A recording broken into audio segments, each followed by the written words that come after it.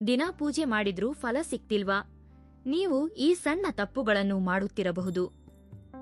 ಮನೆಯಲ್ಲಿ ಐಶ್ವರ್ಯ ವೃದ್ಧಿಸಬೇಕೇ? ದೀಪ ಹಚ್ಚುವಾಗ ಈ ಒಂದು ಎಲೆಯನ್ನು ಬಳಸಲು ಮರೆಯಬೇಡಿ. ನಮ್ಮ ಕುಟುಂಬದ ಮೇಲೆ ದೈವಬಲ ಇದ್ದರೆ ಮಾತ್ರ ಕುಟುಂಬದಲ್ಲಿ ಕಷ್ಟಗಳಿಲ್ಲದೆ ಮನೆಯೆಲ್ಲ ಸುಖ ಶಾಂತಿ ಮತ್ತು ಅಷ್ಟೈಶ್ವರ್ಯಗಳಿಂದ ತುಂಬಿರುತ್ತದೆ. ಆದರೆ ನಮ್ಮಲ್ಲಿ ಬಹಳಷ್ಟು ಮಹಿಳೆಯರು ಪ್ರತಿನಿತ್ಯ ಮನೆಯಲ್ಲಿ ದೀಪಾರಾಧನೆ ಮಾಡುತ್ತಾರೆ. ದೇವರನ್ನು ಪೂಜಿಸಲು ದೊಡ್ಡ ಮಟ್ಟದ ಕಷ್ಟಪಡಬೇಕಾದ ಅಗತ್ಯವಿಲ್ಲ. ಸಣ್ಣ ಸಣ್ಣ ನಿಯಮಗಳನ್ನು ಪಾಲಿಸುತ್ತಾ ಭಕ್ತಿಯಿಂದ 1-5 ನಿಮಿಷ ನಿಮ್ಮ ಸಮಯವನ್ನು ಮೀಸಲಿಟ್ಟು ಮನೆಯಲ್ಲಿ ದೀಪಾರಾಧನೆ ಮಾಡಿಕೊಳ್ಳಿ. ನಿಮ್ಮ ಪೂಜೆಗಳೆಲ್ಲ ದೇವರ ಪಾದದ ಹತ್ತಿರ ತಲುಪುತ್ತವೆ.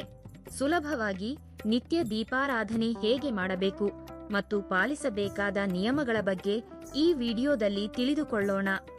ಮೊದಲಿಗೆ ಈ ವಿಡಿಯೋಗೆ ಒಂದು ಲೈಕ್ ನೀಡಿ, ನಿಮ್ಮ ಮನೆ ದೇವರ ಹೆಸರನ್ನು ಭಕ್ತಿಯಿಂದ ಕಮೆಂಟ್ ಮಾಡಿ. ಪ್ರತಿದಿನ ಮನೆಯಲ್ಲಿ ದೀಪಾರಾಧನೆ ಮಾಡಬೇಕೆಂದರೆ ಮಹಿಳೆಯರು ತಲೆಸ್ನಾನ ಮಾಡಬೇಕಾದ ಅಗತ್ಯವಿಲ್ಲ. 3 ದಿನಕ್ಕೊಮ್ಮೆ ತಲೆಸ್ನಾನ ಮಾಡುತ್ತಾ ಪ್ರತಿದಿನ ಮನೆಯಲ್ಲಿ ದೀಪಾರಾಧನೆ ಮಾಡಬಹುದು. ಸ್ತ್ರೀಯರು ತಲೆಸ್ನಾನ ಮಾಡದಿದ್ದರೂ ಪರವಾಗಿಲ್ಲ. ಆದರೆ ಪುರುಷರು ಮಾತ್ರ ಪ್ರತಿದಿನ ತಲೆಸ್ನಾನ ಮಾಡಿಯೇ ಮನೆಯಲ್ಲಿ ದೀಪಾರಾಧನೆ ಮಾಡಬೇಕು. ಮಹಿಳೆಯರು ಹಣೆಯಲ್ಲಿ ಕುಂಕುಮ ಇಟ್ಟುಕೊಂಡು ಕೊರಳಲ್ಲಿ ಕರಿಮಣಿ ಸರ ಧರಿಸಿ ಮನೆಯಲ್ಲಿ ಪೂಜೆ ಮಾಡಿದರೆ ಸಾಕು. ನಿಮ್ಮ ಪೂಜೆಗೆ ಸಂಪೂರ್ಣ ಪುಣ್ಯ ಫಲ ಲಭಿಸುತ್ತದೆ. ಪ್ರತಿಯೊಬ್ಬರ ಪೂಜಾ ಕೋಣೆಯಲ್ಲಿ ಕಡ್ಡಾಯವಾಗಿ ಒಂದು ಸಣ್ಣ ತಾಮ್ರದ ಕಳಸ ಇರಬೇಕು. ಒಂದು ಸಣ್ಣ ತಾಮ್ರದ ಚೊಂಬಿನಲ್ಲಿ ನೀರು ಹಾಕಿ ಅದರಲ್ಲಿ ಒಂದು ಹೂವನ್ನು ಇಟ್ಟು ನಿಮ್ಮ ಪೂಜಾ ಕೋಣೆಯ ಈಶಾನ್ಯ ಮೂಲೆಯಲ್ಲಿ ಇಡಿ. ಪ್ರತಿದಿನ ಆ ನೀರನ್ನು ಬದಲಾಯಿಸುತ್ತಿರಬೇಕು. ಹೀಗೆ ಮಾಡುತ್ತಿದ್ದರೆ ನಿಮ್ಮ ಮನೆಯಲ್ಲಿ ದೈವಶಕ್ತಿ ಹೆಚ್ಚಾಗುತ್ತದೆ. ಕುಟುಂಬದ ಕಷ್ಟಗಳೆಲ್ಲ ತಕ್ಷಣವೇ ತೀರುತ್ತವೆ.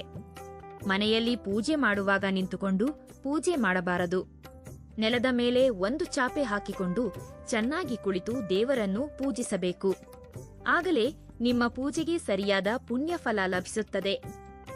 ಪೂಜಾ ಕೋಣೆಯಲ್ಲಿ ತಪ್ಪಿಯೂ ಕೂಡ 2 ಶಿವಲಿಂಗಗಳು ಅಥವಾ 2 ಗಣಪತಿಯ ಫೋಟೋಗಳು ಇರಬಾರದು. ಶಿವನ ಪೂಜೆಯಲ್ಲಿ ಕೇದಿಗೆ ಪುಷ್ಪಗಳನ್ನು ಮತ್ತು ವಿಷ್ಣುವಿನ ಪೂಜೆಯಲ್ಲಿ ಎಕ್ಕದ ಹೂವುಗಳನ್ನು ಬಳಸಬಾರದು. ಇನ್ನು ಪೂಜೆಗೆ ಬಳಸುವ ತುಳಸಿ ದಳಗಳನ್ನು ಯಾವಾಗ ಎಂದರೆ ಆವಾಗ ಕೀಳಬಾರದು. ಶುಕ್ರವಾರ, ಭಾನುವಾರ ಮತ್ತು ಏಕಾದಶಿ ಈ 3 ದಿನಗಳಲ್ಲಿ ತುಳಸಿ ಎಲೆಗಳನ್ನು ಕೀಳಬಾರದು. ಪ್ರತಿಯೊಬ್ಬರ ಪೂಜಾ ಕೋಣೆಗೆ ಕಡ್ಡಾಯವಾಗಿ ಬಾಗಿಲುಗಳು ಇರಬೇಕು. ನಿಮ್ಮ ಪೂಜಾ ಕೋಣೆಯ ಉತ್ತರ ದಿಕ್ಕಿನಲ್ಲಿ ಕುಬೇರ ಯಂತ್ರವನ್ನು ಇಟ್ಟುಕೊಳ್ಳಿ. ಕುಬೇರ ಯಂತ್ರವು ಧನವನ್ನು ಆಕರ್ಷಿಸುತ್ತದೆ. ಇದರಿಂದ ನಿಮ್ಮ ಮನೆಯ ಯಜಮಾನನ ಆದಾಯ ಚೆನ್ನಾಗಿ ಹೆಚ್ಚಾಗುತ್ತದೆ.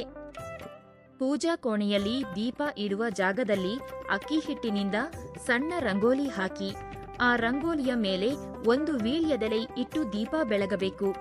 ವೀಳ್ಯದೆಲೆಯಲ್ಲಿ ಧನಲಕ್ಷ್ಮೀ ದೇವಿ ವಾಸಿಸುತ್ತಾಳೆ. ಆದ್ದರಿಂದ ಪ್ರತಿನಿತ್ಯ ವೀಳ್ಯದೆಲೆಯ ಮೇಲೆ ದೀಪಾರಾಧನೆ ಮಾಡಿದರೆ ಧನಲಾಭ ಉಂಟಾಗುತ್ತದೆ. ದೇವರ ಪೂಜೆಯಲ್ಲಿ ಖಂಡಿತವಾಗಿಯೂ ನೈವೇದ್ಯ ಸಮರ್ಪಿಸಬೇಕು. ಪ್ರತಿದಿನ ದೀಪಾರಾಧನೆ ಮಾಡುವವರು ಒಂದು ಸಣ್ಣ ಬೆಲ್ಲದ ತುಂಡನ್ನು ದೇವರಿಗೆ ನೈವೇದ್ಯ ಮಾಡಿದರೆ ಎಷ್ಟೋ ಶುಭ ಫಲಗಳು ಉಂಟಾಗುತ್ತವೆ. ಹಾಗೆಯೇ ಬಾಳೆಹಣ್ಣು, ಒಣ ಖರ್ಜೂರ, ಕಲ್ಲು ಸಕ್ಕರೆ ಹೀಗೆ ನಿಮಗೆ ಲಭ್ಯವಿರುವ ನೈವೇದ್ಯವನ್ನು ದೇವರಿಗೆ ಅರ್ಪಿಸಬಹುದು. ಆದರೆ ದೇವರಿಗೆ ನೈವೇದ್ಯ ಸಮರ್ಪಿಸಿದರೆ ಮಾತ್ರ ಸಾಲದು. ನೈವೇದ್ಯದ ಜೊತೆಗೆ ಕುಡಿಯುವ ನೀರನ್ನು ಕೂಡ ಇಡಬೇಕು. ಒಂದು ಸಣ್ಣ ಲೋಟದಲ್ಲಿ ನೀರು ಹಾಕಿ ನೈವೇದ್ಯದ ಪಕ್ಕದಲ್ಲೇ ಇಡಿ. ಹಾಗೆಯೇ ನೀವು ಯಾವುದೇ ನೈವೇದ್ಯ ಸಮರ್ಪಿಸಿದರೂ ನೈವೇದ್ಯದ ಮೇಲೆ ತುಳಸಿ ದಳವನ್ನು ಇಡಬೇಕು. ಆಗಲೇ ನಿಮ್ಮ ನೈವೇದ್ಯವನ್ನು ದೇವರು ಸ್ವೀಕರಿಸುತ್ತಾನೆ. ಮನೆಯಲ್ಲಿ ಪೂಜೆ ಪೂರ್ಣಗೊಂಡ ನಂತರ ದೇವರಿಗೆ ಇಟ್ಟ ನೈವೇದ್ಯವನ್ನು ನಿಮ್ಮ ಕುಟುಂಬದವರೆಲ್ಲರೂ ಪ್ರಸಾದವಾಗಿ ಸ್ವೀಕರಿಸಬೇಕು. ಪೂಜೆ ಮಾಡುವಾಗ ಸೀನಿದರು ಅಥವಾ ಕೆಮ್ಮಿದರು ತಕ್ಷಣ ತಲೆಯ ಮೇಲೆ ಅರಿಶಿನ ನೀರನ್ನು ಪ್ರೋಕ್ಷಣೆ ಮಾಡಿಕೊಳ್ಳಿ. ಪೂಜೆ ಮಾಡುವಾಗ ಮಧ್ಯದಲ್ಲಿ ಎದ್ದೇಳಬಾರದು. ಪೂಜೆ ಪ್ರಾರಂಭಿಸಿದ ಮೇಲೆ ಮಧ್ಯದಲ್ಲಿ ಅಪ್ಪಿತಪ್ಪಿಯೂ ಎದ್ದೇಳಬೇಡಿ. ಇನ್ನು ಪೂಜೆಯಲ್ಲಿ ಬಳಸುವ ಪುಷ್ಪಗಳು ತಾಜಾ ಆಗಿರಬೇಕು. ಹೂವುಗಳನ್ನು ಬಿಡಿಸಿ ಎಲೆಗಳನ್ನು ಬೇರ್ಪಡಿಸಿ ಪೂಜೆಯಲ್ಲಿ ಬಳಸಬಾರದು. ಕೊನೆಯದಾಗಿ ದೇವರಿಗೆ ಹಾರತಿ ಕರ್ಪೂರ ಸಮರ್ಪಿಸಿ. ಮನೆಯಲ್ಲೆಲ್ಲ ಸಾಂಬ್ರಾಣಿ ಧೂಪ ಹಾಕಿ. ಪೂಜೆ ಮುಗಿದ ನಂತರ ಮನೆಯಲ್ಲಿ ಸಾಂಬ್ರಾಣಿ ಧೂಪ ಹಾಕಿದರೆ ಮನೆಯಲ್ಲೆಲ್ಲ ಪಾಸಿಟಿವ್ ಎನರ್ಜಿ ತುಂಬಿಕೊಳ್ಳುತ್ತದೆ. ಇನ್ನು ಮನೆಯಲ್ಲಿ ಪೂಜೆ ಮುಗಿದ ನಂತರ ಖಂಡಿತವಾಗಿ ಪ್ರದಕ್ಷಿಣೆ ಮಾಡಬೇಕು. ಪೂಜೆ ಪೂರ್ಣಗೊಂಡ ಮೇಲೆ 3 ಬಾರಿ ಆತ್ಮ ಪ್ರದಕ್ಷಿಣೆ ಮಾಡಿಕೊಳ್ಳಿ. ಆಗಲೇ ನಿಮ್ಮ ಪೂಜೆಗೆ ಸಂಪೂರ್ಣ ಪುಣ್ಯ ಫಲ ಲಭಿಸುತ್ತದೆ. ಹಾಗೆಯೇ ಪ್ರತಿಯೊಬ್ಬರ ಪೂಜಾ ಕೋಣೆಯಲ್ಲಿ ಏನಿದ್ದರೂ ಇಲ್ಲದಿದ್ದರೂ ದಕ್ಷಿಣಾವರ್ತ ಶಂಖ ಮಾತ್ರ ಖಂಡಿತ ಇರಬೇಕು. ಶಂಖವನ್ನು ಲಕ್ಷ್ಮೀದೇವಿಯ ಸೋದರನೆಂದು ಭಾವಿಸಲಾಗುತ್ತದೆ. ಆದ್ದರಿಂದ ಪೂಜಾ ಕೋಣೆಯಲ್ಲಿ ಶಂಖವಿದ್ದರೆ ನಿಮ್ಮ ಮನೆಯ ಮೇಲೆ ಲಕ್ಷ್ಮೀದೇವಿಯ ಅನುಗ್ರಹ ಸಂಪೂರ್ಣವಾಗಿ ಇರುತ್ತದೆ. ದೀಪದ ಹಣತೆಯಲ್ಲಿ ಮೊದಲು ಎಣ್ಣೆ ಹಾಕಿ 2 ಬತ್ತಿಗಳನ್ನು ಒಂದಾಗಿ ಸೇರಿಸಿ ದೀಪಾರಾಧನೆ ಮಾಡಿ. ಆದರೆ ಮರೆತೂ ಕೂಡ ಏಕ ಬತ್ತಿಯಿಂದ ಅಂದರೆ ಒಂದೇ ಬತ್ತಿ ದೀಪ ಹಚ್ಚಬಾರದು. ಕನಿಷ್ಠ 2 ಬತ್ತಿಗಳಿಂದ ದೀಪಾರಾಧನೆ ಮಾಡಿದರೆ ಮಾತ್ರ ನಿಮ್ಮ ಪೂಜೆಗೆ ಫಲ ಸಿಗುತ್ತದೆ. ಆದರೆ ನಮ್ಮಲ್ಲಿ ಬಹಳಷ್ಟು ಜನರು ಪೂಜೆಯಲ್ಲಿ ಒಂದೇ ದೀಪವನ್ನು ಹಚ್ಚುತ್ತಾರೆ. ಆದರೆ ಪೂಜಾ ಕೋಣೆಯಲ್ಲಿ ಸಾಧ್ಯವಾದಷ್ಟು ಮಟ್ಟಿಗೆ 2 ದೀಪಗಳನ್ನು ಹಚ್ಚಬೇಕು. ದೀಪ ಹಚ್ಚಿದ ನಂತರ ದೀಪದ ಸುತ್ತಲೂ ಕೆಲವು ಹೂವುಗಳನ್ನು ಇಡಿ. ತನ್ಮೂಲಕ ದೇವತೆಗಳು ಆಕರ್ಷಿತರಾಗುತ್ತಾರೆ. ಪೂಜೆಯಲ್ಲಿ ದೀಪ ಹಚ್ಚುವಾಗ ಅಗ್ಗಿಷ್ಟಿಕೆಯಿಂದ ಅಂದರೆ ಬೆಂಕಿ ಕಡ್ಡಿ ನೇರವಾಗಿ ದೀಪ ಹಚ್ಚಬಾರದು. ಏಕಹಾರತಿಯಿಂದ ಅಥವಾ ಅಗರಬತ್ತಿಯಿಂದ ದೀಪವನ್ನು ಹಚ್ಚಿ. ದೀಪವು ಮಹಾಲಕ್ಷ್ಮಿಯ ಸ್ವರೂಪವಾದ್ದರಿಂದ ದೀಪ ಹಚ್ಚುವಾಗ ದೀಪಜ್ಯೋತಿ ಪರಬ್ರಹ್ಮ ಎಂಬ ಶ್ಲೋಕವನ್ನು ಪಠಿಸಿ ದೀಪದ ಹತ್ತಿರ 1 ಹೂವು ಅಥವಾ ಅಕ್ಷತೆಯನ್ನು ಹಾಕಿ ದೀಪಕ್ಕೆ ನಮಸ್ಕಾರ ಮಾಡಿಕೊಳ್ಳಿ. ಆಕಳ ತುಪ್ಪ ತುಂಬಾ ಪವಿತ್ರವಾದುದು. ಆದ್ದರಿಂದ ಆಕಳ ತುಪ್ಪದಿಂದ ದೀಪಾರಾಧನೆ ಮಾಡಿದರೆ ಅನಂತವಾದ ಪುಣ್ಯ ಫಲ ಲಭಿಸುತ್ತದೆ. ಆದರೆ ಶನಿ ದೋಷಗಳಿಂದ ಇಬ್ಬಂದಿಗೆ ಒಳಗಾದವರು ಎಳ್ಳೆಣ್ಣೆಯಿಂದ ದೀಪಾರಾಧನೆ ಮಾಡಿದರೆ ನಿಮ್ಮ ಕಷ್ಟಗಳೆಲ್ಲ ತಕ್ಷಣವೇ ತೀರುತ್ತವೆ. ಪೂಜಾ ಕೋಣೆಯಲ್ಲಿ ಹಚ್ಚುವ ದೀಪ ಪೂರ್ವ ಅಥವಾ ಉತ್ತರ ಮುಖವಾಗಿ ಇರಬೇಕು. ಹಾಗೆಯೇ ಪಶ್ಚಿಮ ಮುಖವಾಗಿ ದೀಪ ಹಚ್ಚಿದರೆ ಸಾಲದ ಬಾಧೆಗಳೆಲ್ಲ ದೂರವಾಗುತ್ತವೆ. ಆದರೆ ದಕ್ಷಿಣ ಮುಖವಾಗಿ ದೀಪಾರಾಧನೆ ಮಾಡಬಾರದು. ದೀಪ ಲಕ್ಷ್ಮಿ ಸ್ವರೂಪವಾದ್ದರಿಂದ ದೀಪಕ್ಕೆ 3 ಕಡೆ ಗಂಧ ಹಚ್ಚಿ ಕುಂಕುಮ ಇಡಿ. ಇನ್ನು ಪೂಜಾ ಕೋಣೆಯಲ್ಲಿರುವ ದೇವರ ಪಟಗಳಿಗಿಂತ ದೀಪದ ಹಣತೆಗಳು ಸಣ್ಣದಾಗಿರಬೇಕು. ದೇವರ ವಿಗ್ರಹಗಳಿಗಿಂತ ದೀಪಗಳು ಎತ್ತರದಲ್ಲಿ ಇರಬಾರದು. ಪೂಜಾ ಕೋಣೆಯಲ್ಲಿ ದೀಪ ಹಚ್ಚಿದ ನಂತರ 5 ನಿಮಿಷಗಳ ಕಾಲ ಯಾರೊಂದಿಗೂ ಮಾತನಾಡದೆ ನಿಮ್ಮ ಮನಸ್ಸಿನಲ್ಲಿರುವ ಕೋರಿಕೆಗಳನ್ನು ದೇವರಿಗೆ ಹೇಳಿಕೊಳ್ಳಿ. ಪೂಜೆಯಲ್ಲಿ ಅಪ್ಪಿತಪ್ಪಿ ದೀಪ ಆರಿಹೋದರೆ ಭಯಪಡದೆ ಓಂ ನಮಃ ಶಿವಾಯ ಎನ್ನುವ ಮಂತ್ರವನ್ನು 11 ಬಾರಿ ಜಪಿಸಿ ಹೊಸ ದೀಪ ಹಚ್ಚಿ. ಆಗ ಯಾವುದೇ ದೋಷವಿರುವುದಿಲ್ಲ. ಇನ್ನು ಬೆಳಿಗ್ಗೆ ಮಾಡುವ ಪೂಜೆಗಿಂತ ಸಂಜೆ ಮಾಡುವ ಪೂಜೆಗಳಿಗೆ 2ರಷ್ಟು ಪುಣ್ಯ ಫಲ ಲಭಿಸುತ್ತದೆ. ಸಂಜೆ ಸೂರ್ಯಾಸ್ತಕ್ಕೆ 12 ನಿಮಿಷ ಮೊದಲು ಅಥವಾ 12 ನಿಮಿಷದ ನಂತರ ಪೂಜಾ ಕೋಣೆಯಲ್ಲಿ ದೀಪ ಹಚ್ಚಿದರೆ ಅತ್ಯಂತ ಶುಭಪ್ರದ.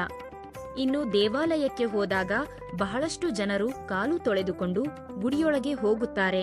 ಆದರೆ ಮುಖ, ಕಾಲು, ಕೈಗಳನ್ನು ಶುಭ್ರವಾಗಿ ತೊಳೆದುಕೊಂಡು ನಿಮ್ಮ ತಲೆಯ ಮೇಲೆ ಸ್ವಲ್ಪ ನೀರು ಪ್ರೋಕ್ಷಣೆ ಮಾಡಿಕೊಂಡು ಓಂ ಪುಂಡರೀಕಾಕ್ಷಾಯ ನಮ ಎಂದು ಜಪಿಸಿ ಗುಡಿಯೊಳಗೆ ಪ್ರವೇಶಿಸಬೇಕು. ದೇವಾಲಯದಲ್ಲಿ ಸಂಜೆ ಸೂರ್ಯಾಸ್ತದ ನಂತರ ಪ್ರದಕ್ಷಿಣೆ ಮಾಡಬಾರದೆಂದು ಶಾಸ್ತ್ರ ಹೇಳುತ್ತದೆ. ಹರಕೆ ತೀರಿಸಲು ಪ್ರದಕ್ಷಿಣೆ ಮಾಡಬೇಕೆನ್ನುವವರು ಕೂಡ ಹಗಲಿನಲ್ಲಿ ಮಾತ್ರ, ಅದು ಕೂಡ ಮಧ್ಯಾಹ್ನ 12 ಗಂಟೆಯ ಒಳಗಾಗಿ ಗುಡಿಯಲ್ಲಿ ಪ್ರದಕ್ಷಿಣೆಗಳನ್ನು ಮುಗಿಸಿಕೊಳ್ಳಿ. ಮಣ್ಣಿನ ಹಣತೆ ಶ್ರೇಷ್ಠವಾದುದು. ಆದ್ದರಿಂದ ಮಣ್ಣಿನ ಹಣತೆಯಲ್ಲಿ ದೀಪಾರಾಧನೆ ಮಾಡಿದರೆ 2ರಷ್ಟು ಪುಣ್ಯ ಫಲ ಲಭಿಸುತ್ತದೆ. ಆದರೆ ಪ್ರತಿದಿನ ಮಣ್ಣಿನ ಹಣತೆಯಲ್ಲಿ ದೀಪಾರಾಧನೆ ಮಾಡಲು ಸಾಧ್ಯವಾಗದವರು ಹಿತ್ತಾಳೆ ಅಥವಾ ಬೆಳ್ಳಿಯ ಹಣತೆಯಲ್ಲಿ ದೀಪಾರಾಧನೆ ಮಾಡಿ. ಆದರೆ ಮರೆತೂ ಕೂಡ ಸ್ಟೀಲ್ ಹಣತೆಯಲ್ಲಿ ದೀಪಾರಾಧನೆ ಮಾಡಬಾರದು. ಹಾಗೆಯೇ ಜಿಡ್ಡಿನಿಂದ ಕೂಡಿರುವ ದೀಪದ ಕುಂದಗಳನ್ನು ಪೂಜೆಯಲ್ಲಿ ಬಳಸಬಾರದು. ಇಲ್ಲದಿದ್ದರೆ ದಾರಿದ್ರ್ಯ ಬೆನ್ನಟ್ಟುತ್ತದೆ. ಮನೆಯಲ್ಲಿ ಪೂಜೆ ಮಾಡುವಾಗ ನಿಮಗೆ ಯಾವುದೇ ಮಂತ್ರಗಳು ಬರದಿದ್ದರೂ ಓಂ ನಮೋ ಭಗವತೆ ವಾಸುದೇವಾಯ ಎನ್ನುವ ಮಂತ್ರವನ್ನು ಜಪಿಸಿ. ವಾಸ್ತು ಪ್ರಕಾರ ನಿಮ್ಮ ಪೂಜಾ ಕೋಣೆ ಯಾವಾಗಲೂ ಪೂರ್ವ ಅಥವಾ ಈಶಾನ್ಯ ದಿಕ್ಕಿನಲ್ಲೇ ಇರಬೇಕು. ಪೂಜೆಯಲ್ಲಿ ಪುಷ್ಪಗಳು ಇಲ್ಲದಿದ್ದಾಗ ಅಕ್ಷತೆಯಿಂದ ದೇವರನ್ನು ಪೂಜಿಸಬಹುದು. ನಿಮ್ಮ ಪೂಜಾ ಕೋಣೆಯಲ್ಲಿ ನವಿಲುಗರಿ ಇದ್ದರೆ ನಿಮ್ಮ ಮನೆಯಲ್ಲಿ ಲಕ್ಷ್ಮೀದೇವಿ ತಾಂಡವವಾಡುತ್ತಾಳೆ, ನೆಲೆಸುತ್ತಾಳೆ. ಇನ್ನು ನಮ್ಮಲ್ಲಿ ಬಹಳಷ್ಟು ಜನರು ತುಳಸಿ ಕಟ್ಟೆಯನ್ನು ಪೂಜಿಸುತ್ತಾರೆ. ಆದರೆ ಮನೆಯಲ್ಲಿ ದೀಪ ಹಚ್ಚಿದ ನಂತರವೇ ತುಳಸಿ ಕಟ್ಟೆಯಲ್ಲಿ ದೀಪ ಹಚ್ಚಬೇಕು. ಆದರೆ ಕೆಲವು ಮಹಿಳೆಯರು ಮೊದಲು ತುಳಸಿ ಕಟ್ಟೆಯಲ್ಲಿ ದೀಪ ಹಚ್ಚಿ ನಂತರ ಪೂಜಾ ಕೋಣೆಯಲ್ಲಿ ದೀಪ ಹಚ್ಚುತ್ತಾರೆ. ಆದರೆ ಹೀಗೆ ಅಪ್ಪಿತಪ್ಪಿಯೂ ಮಾಡಬೇಡಿ. ದೀಪದ ಕುಂದದಲ್ಲಿರುವ ಸುಟ್ಟ ಬತ್ತಿಗಳಿಗೆ ಸಕಾರಾತ್ಮಕ ಶಕ್ತಿ ಇರುತ್ತದೆ. ಆದ್ದರಿಂದ ಸುಟ್ಟ ಬತ್ತಿಗಳನ್ನು ಕಸಕ್ಕೆ ಎಸೆಯಬೇಡಿ.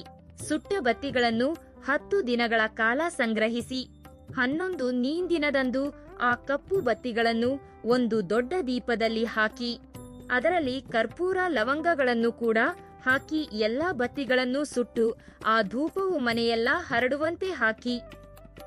ನಿಮ್ಮ ಮನೆಯೊಳಗೆ ದೈವಶಕ್ತಿಗಳು ಆಕರ್ಷಿತವಾಗುತ್ತವೆ. ಲಕ್ಷ್ಮೀದೇವಿ, ವಿನಾಯಕ ಇರುವ ಬೆಳ್ಳಿಯ ನಾಣ್ಯಗಳನ್ನು ಪೂಜಾ ಕೋಣೆಯಲ್ಲಿ ಇಟ್ಟರೆ ನಿಮ್ಮ ಮನೆಯ ಸಂಪತ್ತು ವೃದ್ಧಿಯಾಗುತ್ತದೆ. ಹಾಗೆಯೇ ತಾವರೆ ಹೂವಿನ ಮೇಲೆ ಕುಳಿತಿರುವ ಲಕ್ಷ್ಮೀದೇವಿಯನ್ನು ಪೂಜಿಸಿದರೆ ಲಕ್ಷ್ಮೀ ಕಟಾಕ್ಷ ಉಂಟಾಗಿ ಸಕಲ ಶುಭಗಳು ಲಭಿಸುತ್ತವೆ. ಇನ್ನು ವ್ಯಾಪಾರ ಮಾಡುವವರು ನಿಮ್ಮ ಅಂಗಡಿಗಳಲ್ಲಿ ಕಡ್ಡಾಯವಾಗಿ ಲಕ್ಷ್ಮೀದೇವಿ ಪೂಜೆಯನ್ನು ಮಾಡಿಸಿಕೊಳ್ಳಿ. ಹೀಗೆ ಮಾಡಿದರೆ ನಿಮ್ಮ ವ್ಯಾಪಾರ ಅಭಿವೃದ್ಧಿಯಾಗುತ್ತದೆ. ಈ ಮಾಹಿತಿ ನಿಮಗೆ ಇಷ್ಟವಾಗಿದ್ದರೆ ವಿಡಿಯೋವನ್ನು ಲೈಕ್ ಮಾಡಿ ಮತ್ತು ನಿಮ್ಮ ಆತ್ಮೀಯರೊಂದಿಗೆ ಶೇರ್ ಮಾಡಿ. ಇಂತಹ ಇನ್ನಷ್ಟು ದೈವಿಕ ಮಾಹಿತಿಗಾಗಿ ನಮ್ಮ ಚಾನೆಲ್ ಅನ್ನು ಸಬ್ಸ್ಕ್ರೈಬ್ ಮಾಡಿಕೊಳ್ಳಿ. ಎಲ್ಲರಿಗೂ ಆ ಭಗವಂತ ಒಳ್ಳೆಯದು ಮಾಡಲಿ. ಧನ್ಯವಾದಗಳು.